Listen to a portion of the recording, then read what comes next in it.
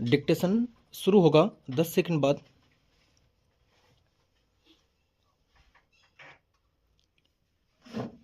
पहले भी विवादों में रहे कांग्रेस के नेता सुखपाल ने जिस तरह यह कहा कि उत्तर प्रदेश और बिहार के लोग पंजाब पर कब्जा करना चाहते हैं, वह विभाजनकारी राजनीति के अलावा और कुछ नहीं।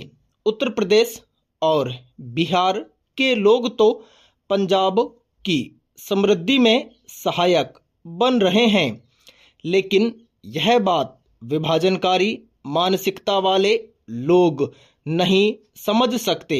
आमतौर पर इस तरह की विभाजनकारी और वैमनस्य पैदा करने वाली राजनीति छोटे एवं क्षेत्रीय दल करते रहे हैं।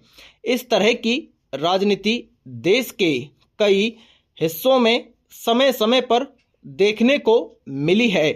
ऐसी राजनीति करने वालों को सफलता नहीं मिली और मजबूरी में उन्हें अपना रवैया बदलना पड़ा। इसका उदाहरण है शिवसेना। एक समय महाराष्ट्र नवनिर्माण सेना ने भी दूसरे राज्यों के लोगों के खिलाफ नफरत पैदा करने की राजनीति की, लेकिन वह बुरी तरह नाकाम रही। यह आश्चर्यजनक है कि अब कांग्रेस के नेता भी क्षेत्रीय दलों जैसी भाषा बोलने लगे हैं। इस तरह की भाषा यही बताती है कि किस तरह कांग्रेस का वैचारिक रूप से भटकाव बढ़ता चला जा रहा है। निःसंदेह बात केवल संगरूर से चुनाव लड़ रहे कांग्रेस प्रत्याशी सुखपाल की ही नहीं है। इसकी अनदेखी नहीं की जा सकती कि कुछ समय पहले कर्नाटक के कांग्रेस नेताओं ने किस तरह उत्तर दक्षिण के बीच खाई पैदा करने की कोशिश की थी। पहले यह काम तमिलनाडु के क्षेत्रीय दलों के नेता किया करते थे, लेकिन ऐसा लगता है कि कांग्रेस को भी उनकी राजनीति रास आने लगी है। पिछले कुछ समय से राहुल गांधी जिस तरह जाति जनगणना पर जोर देने में लगे हुए हैं और जगह जगह जाकर यह पूछ रहे हैं कि अमुक अमुक संस्थाओं एवं पदों में किस जाति के कितने लोग हैं, वह भी एक तरह की विभाजनकारी राजनीति है। जाति जनगणना की मांग करके राहुल गांधी विभिन्न जातियों के बीच की खाई चौड़ी करने का ही काम कर रहे हैं। वह केवल यहीं तक सीमित नहीं है, बल्कि अमीरों को खलनायक करार देकर उन्हें गरीबों का शत्रु साबित करने में लगे हुए हैं। वह यह बुनियादी बात समझने को तैयार नहीं कि अमीरों को गाली देकर और उन्हें वांछित करके वह उद्यमशीलता पर प्रहार ही कर रहे हैं। राहुल गांधी संपत्ति का सर्वे कराने की जो बात कर रहे हैं, उसके पीछे भी अमीरों और गरीबों के बीच विभाजन पैदा करना और उन्हें एक दूसरे के खिलाफ खड़ा करना है। कांग्रेस ने यही काम सेक्युलरिज्म के नाम पर अल्पसंख्यकवाद को पोषित करके किया था। गरीबों के हित की बात करना अच्छी बात है, लेकिन ऐसा करते हुए कारोबारियों को उनका शोषक बताना वह वामपंथी विचार है, जो हर जगह विनाशकारी ही साबित हुआ है।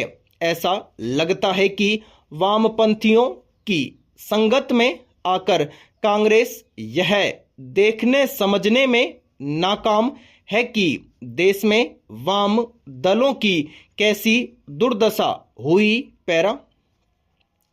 5वें चरण का चुनाव प्रचार थम चुका है। लोकसभा चुनाव के लिए राज्य की 5 सीटों पर सोमवार को मतदान होगा। प्रचार के दौरान सबने अपनी बातें, अपने मुद्दे रखे। अब बारी जनता की है कि उसके मन में क्या है, जनता कैसी सरकार चाहती है। लोकतंत्र में मताधिकार ही वह सबसे बड़ी शक्ति है जिससे जनता अपनी इच्छा के अनुसार जनप्रतिनिधियों का चुनाव कर एक लोकप्रिय सरकार के गठन का मार्ग प्रशस्त करती है। यह अत्यावश्यक है कि मतदाता अपने इस अधिकार का प्रयोग करें। पिछले 4 चरणों के चुनाव में मतदान प्रतिशत अपेक्षा के अनुरूप नहीं कहा जा सकता है। यह आशा की जानी चाहिए कि आने वाले चरणों में यह प्रतिशत बढ़ेगा। बिहार राजनीतिक रूप से सदैव सजग रहा है। लोग मतदान में बढ़ चढ़कर भाग लेते रहे हैं। इसलिए यह अपेक्षा की जा सकती है कि वे अपने घरों से निकलकर न केवल स्वयं मतदान के लिए जाएंगे अपितु औरों को भी प्रेरित करेंगे। निर्वाचन आयोग इसको लेकर निरंतर अभियान चला रहा है। प्रशासन ने भी अच्छी व्यवस्था की है।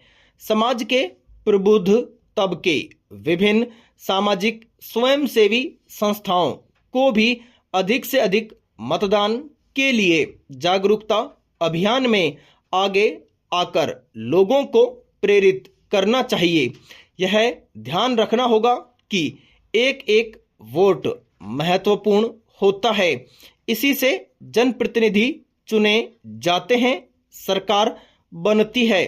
वही सरकार नीतियां बनाती है जिसका कार्यान्वयन किया जाता है। देश की व्यवस्था को चलाने में, देश को मजबूत बनाने में जनता की यह सीधी भागीदारी होती है। इस अधिकार को समझना होगा। संविधान ने आमजन में जो शक्ति निहित की है उसका सदुपयोग आवश्यक है।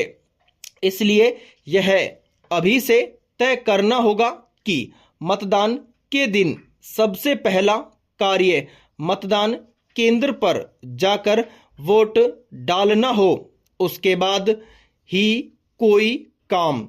प्रशासन को भी यह सुनिश्चित करना होगा कि प्रत्येक मतदाता एक पर्ची समय से पहुंचा दी जाए। पैरा। जब विधाता ने जीवों की सृष्टि की तो उनके भरण पोषण के लिए भी विविध प्राकृतिक संसाधनों का निर्माण किया।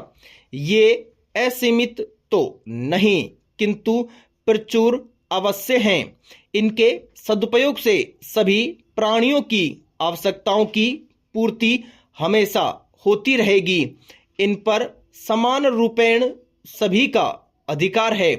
नीरक्षीर विवेक से मनुष्य इनकी सहायता से आत्म कल्याणार्थ विविध पदार्थों का निर्माण कर सकता है। विकास का यह क्रम अनंत काल से चलता रहा है। यद्यपि इसमें विधाता का कोई हस्तक्षेप नहीं, फिर भी संसार में ऊंच नीच का भेद दृष्टिगोचर होता है। संतुष्टि का अभाव इसका प्रमुख कारण है। इसीलिए मनुष्य द्वारा संसाधनों का दुरुपयोग और अनुचित दोहन किया जाता है तथा समाज में आवश्यकता से अधिक धनादि पदार्थों के संग्रह की प्रवृत्ति देखने को मिलती है। इसीलिए कोई श्रम करके भी निर्धन हो जाता है और कोई बिना श्रम के भी धनवान। पैरा। संतुष्टि का कामनाओं के साथ गहरा संबंध है।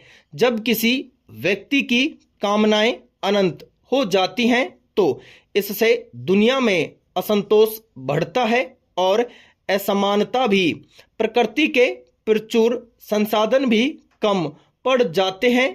संतुष्टि ही मनुष्य की बढ़ती कामनाओं के नियंत्रण का उपयुक्त निदान है।